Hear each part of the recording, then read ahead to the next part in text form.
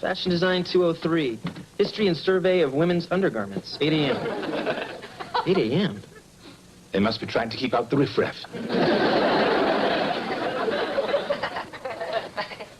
Mr. Belvedere, there were a dozen cupcakes in here this morning. What happened? Lunch. Oh, I'm totally bummed out. What's wrong?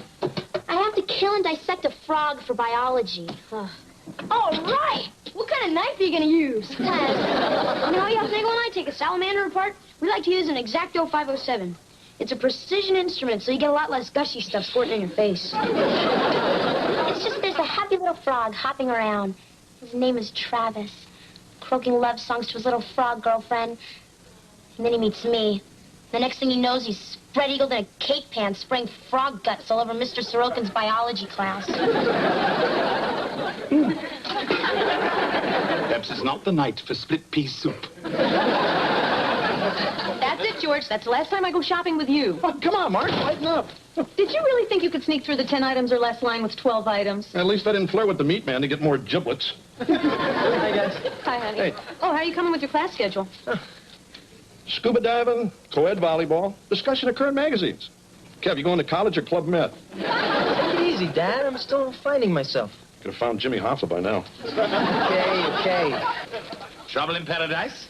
Just don't understand. The search for self embraces many forms. Frankly, Kevin, if you had embraced a few less forms, your mind might be much clearer for your studies. My mind might be clear, but my complexion wouldn't.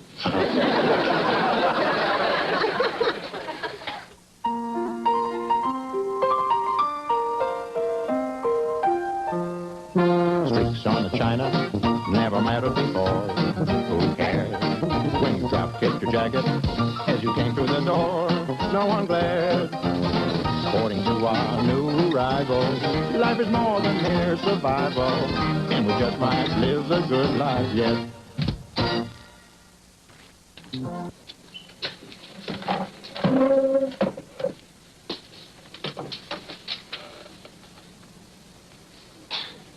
What are you doing? Nothing. Must you do it here? Uh-huh. It's for school. I have to observe someone at work and write a report about it, so I'm observing you. Oh. Wouldn't you rather observe a fireman or a policeman? I would, but I'm wanted by both. Good point. Well, you haven't written anything yet. You haven't done anything yet. Mr. Belvedere, could you iron this for me, please? Cake pleats are murder. Oh, now, really, Heather, I'm not your personal valet. We agreed that you were old enough now to... Ah, very well. Oh, thank you.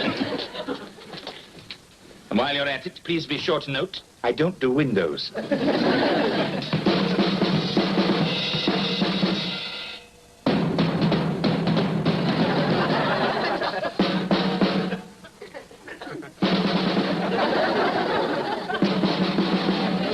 it.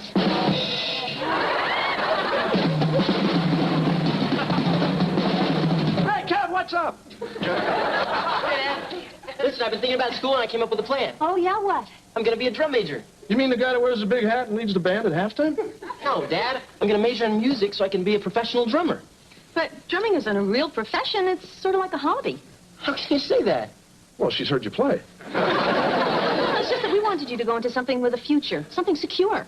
Well, drumming is pretty secure. Oh, come on, Kevin. Do you really want to spend the rest of your life in a seedy bar playing Night Train for strippers? How did you know about Night Train? Aunt Millie at our wedding reception. Oh, yeah. Look, you know, there are other kinds of music. What about the Pittsburgh Symphony? What about the Salvation Army? Look, will you guys just give me a break? Hey, mister, don't you use that tone with us. Now, your dad and I are shelling out big bucks for you to go to college, and you're jerking our chains. God, you're cute when you cuss. No, I mean it. I would have killed for the opportunity he's just throwing away. Hey, I'm not throwing anything away, Mom. I just don't know what I want to be. Well, you better figure it out and be damn quick about it. That woman's a pest when she gets mad. You understand, don't you, Dad? Ah, sure I understand.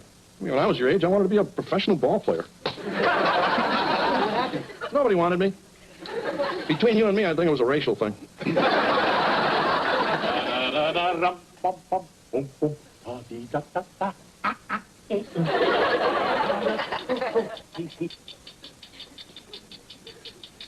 Why do I feel like I'm on 60 Minutes? You realize realize it took you 5 minutes to dust the mantle and the knickknacks are still dirty? My, quite the little slave driver, aren't we? Here, drive this. I got bored just watching you, so I figured out a way for you to do your job better and faster. All right, since it's for school. I broke your day down into hours and minutes and figured out how you can make the most of your time. All right, let's see. 5:30 a.m. to 5:35 a.m., set table and make breakfast. 5:35 a.m. to 5:36 a.m., eat breakfast. Wesley, this is a 20-hour work schedule. You've only left me 4 hours a night for sleep. What's wrong with that? I am a housekeeper, not robo-maid. Hey, where are you going? Upstairs for a nap. My gears are beginning to grind. Got any goosey-loosies? Fish. Mom, Dad, I have to tell you something. What, honey? Well, I've made a decision. I don't care what you say, I don't care what the teacher says, and I don't care what the principal says. I'm not going to kill Travis and rip his guts out. You're not. No, and you can't make me. Who the hell is Travis? Bye, guys. Hey, Kev, where are you going all dressed up? I thought you had to work at Mr. Cluck's tonight. Yeah, I do. I mean, I did.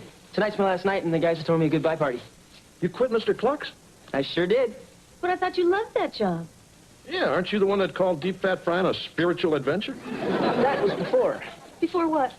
Mom, Dad, I thought long and hard about what you said, and I did a little research. Medicine is the field of the future. So I quit my job at Mr. Cluck's and got a job at College Hospital as an orderly. You did it. Yeah. I mean, I know it's at the bottom of the ladder, but at least I'll be working in my future field. Kevin, are you going to be a doctor? No, I'm going to be a nurse.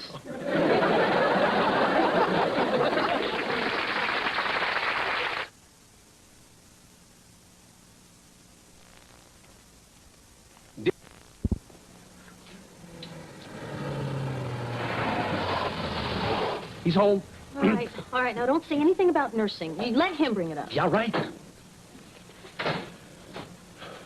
Hey, Kev. Hey. So how was the party? Oh, great. As a going-away gift, they gave me a Mr. Cluck's watch. See, the little beak goes around. Very elegant. So, Kev, you rushed out of here so quickly, we really didn't get a chance to talk. Now, what? Oh, I don't know. Sports, movies, you being a nurse. Yeah, isn't it great? I mean, people always need medical help, and I'll be able to find a job anywhere in the world. Yeah, well, there's crime all over the world. You could be a cop.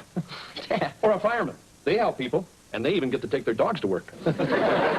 What's wrong with being a nurse? Oh, nothing really, honey. It's just that we've never heard you talk like this before. Well, that's because you've never made me figure out my future before. Thanks, Mom. Thanks, Mom. When did Diana Ross start dressing like a boy? That's Michael Jackson. What are you reading on the job? You know, Wesley, this project of yours is getting most tiresome. When is it going to be over?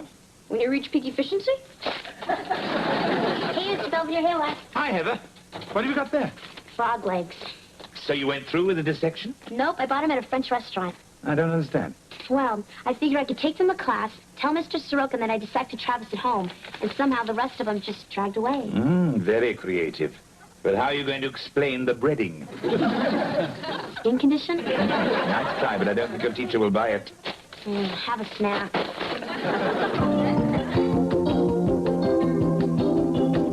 So the pig says to the brain surgeon, I won him in a raffle. Well, Mr. Owens, entertaining the troops.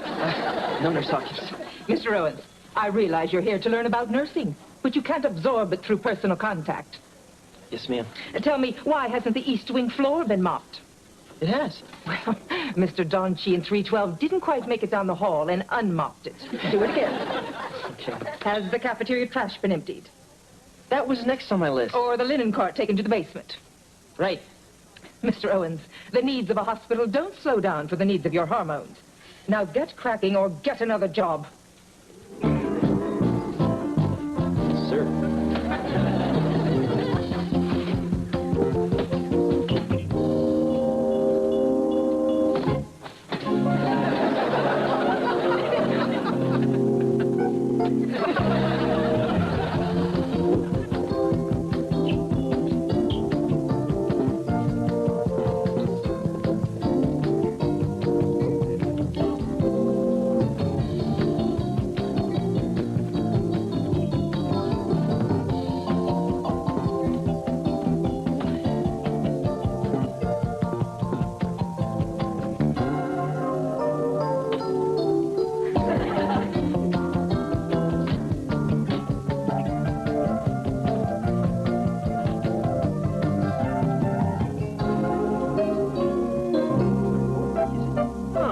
puppy.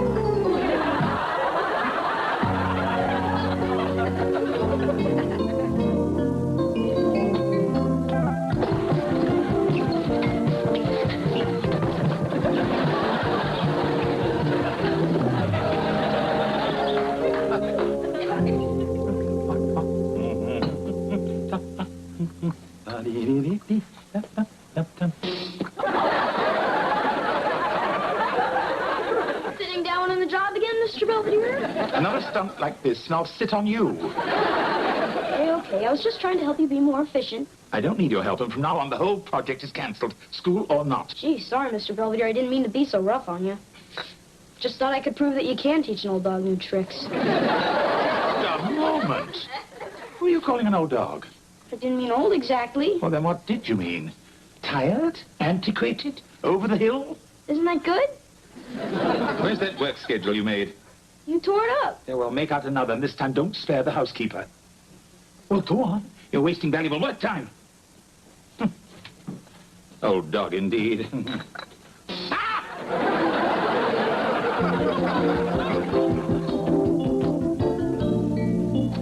Owens, there you are. Miss Hawkins, here I am. I've been looking for you. A delivery of fresh linens is here. I want you to Unpack them and put them away. I did, a half hour ago. Good. Then you're free to go to the west corridor. Mop it down and re-wax it. Done. Oh. Well, there's still 30 minutes before the end of your shift. You could go to the third floor waiting room. Change the bottle in the water cooler. I did that during my lunch. Ah, I see. Very well. Carry on. I'd love to. But I don't have time. George, what are you doing? I'm watching a rerun of Marcus Welby. Every time he talks to his nurse Consuela, I see Kevin's head on top of her body. Ain't pretty. Why don't we talk about this tomorrow? You need to sleep. I just can't get used to the idea of my son being a nurse. Hey, big guy, what are you still doing up? Oh, just keeping to my appointed rounds. I don't want to get behind. Well, it's midnight. Can't you do some of that stuff tomorrow? Oh, certainly not. There's more than enough time to wash the windows and change the beds. But the kids are in them. I don't make the schedule. I just work here. Hi, guys. Hi, honey. Oh, hey, Kev. Still burning the midnight oil, huh? Yeah, you're not kidding. I'm just gonna grab a glass of milk and hit the books. You've been working a lot of extra hours lately, haven't you? Yeah, but I better get used to it. Hey, don't you think it's time you call this off? What? Hey, look, Kev, we all know you're not going to be a nurse. Yes, I am. I don't know why it's so hard for you to understand. It's just that, well, we can't help but think that you're settling. What do you mean? Well, she means we think you can be anything in the world you want to be. No, I can't. Sure you can. No, I can't. Why do you say that? Because it's the truth.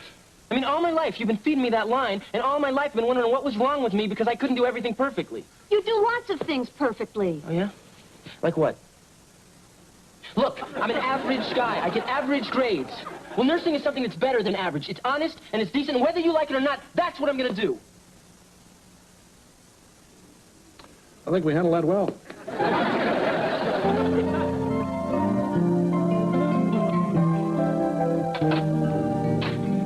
Almost finished, Owens. Oh, yeah. Just finished putting away the last of the syringes. Oh, really? Where'd you stick them? Oh, look, I know I've been pretty rough on you these last 2 weeks, but it's only because I wanted to know if you were serious about nursing. And I think you are. In fact, you'll make a damn fine nurse. Well, thank you, Nurse Hawkins. It's Letitia. I'm in the book.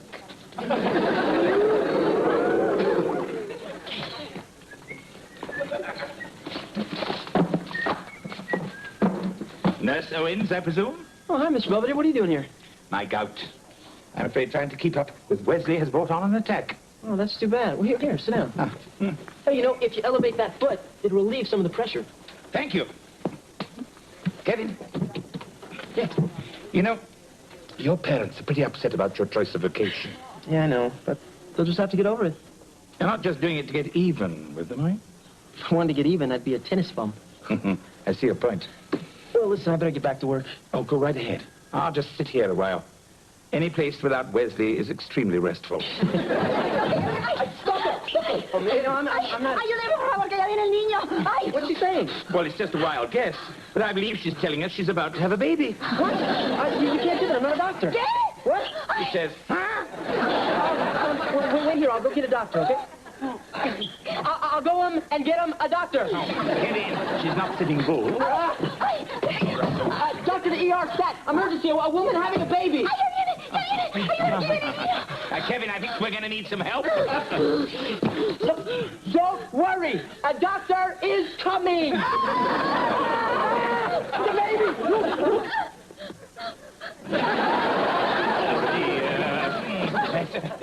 No, not him!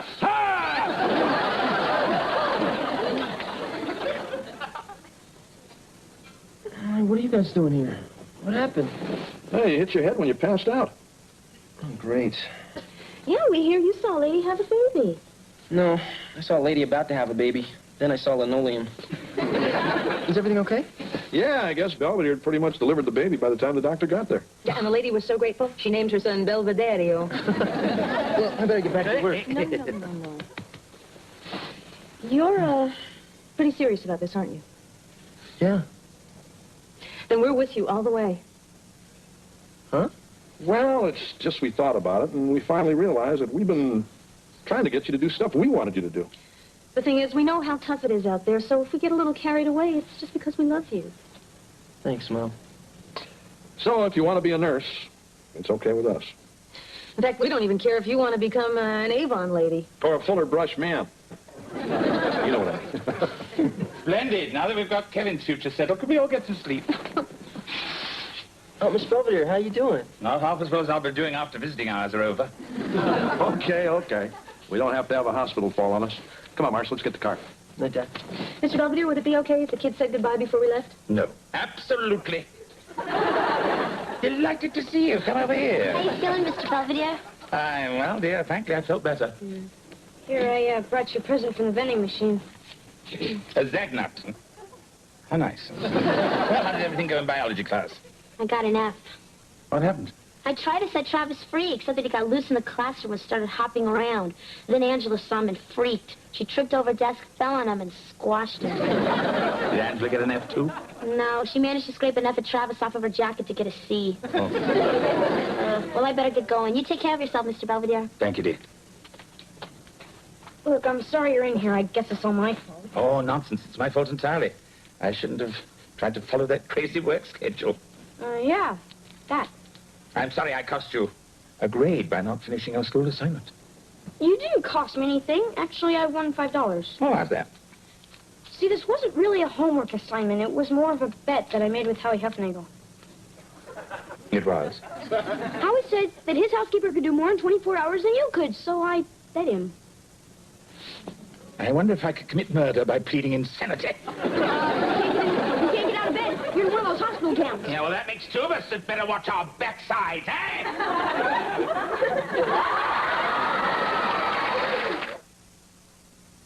Mr. Belvedere, we'll be right back.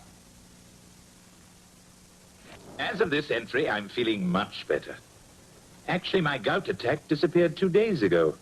A fact I'm in no rush to reveal.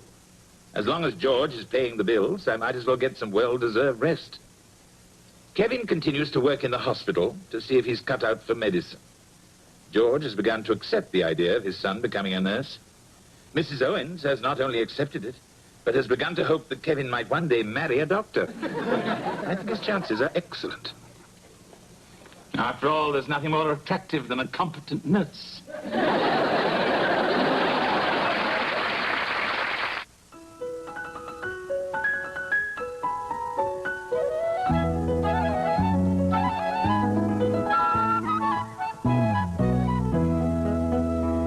Next Friday, it's fun and games. I call. 2 pair. 3 of a kind. Full house. I win. Now you both have to take off your shirts. But not for everyone. Hide me. Someone's getting talent show. Mr. Belvedere. I'm Ted Koppel. Later on Nightline, a tiny Indiana town with a high school basketball team battling all the odds to get to the state championship. Not the movie, the real thing. With a new wife came unplanned parenthood and a lot of getting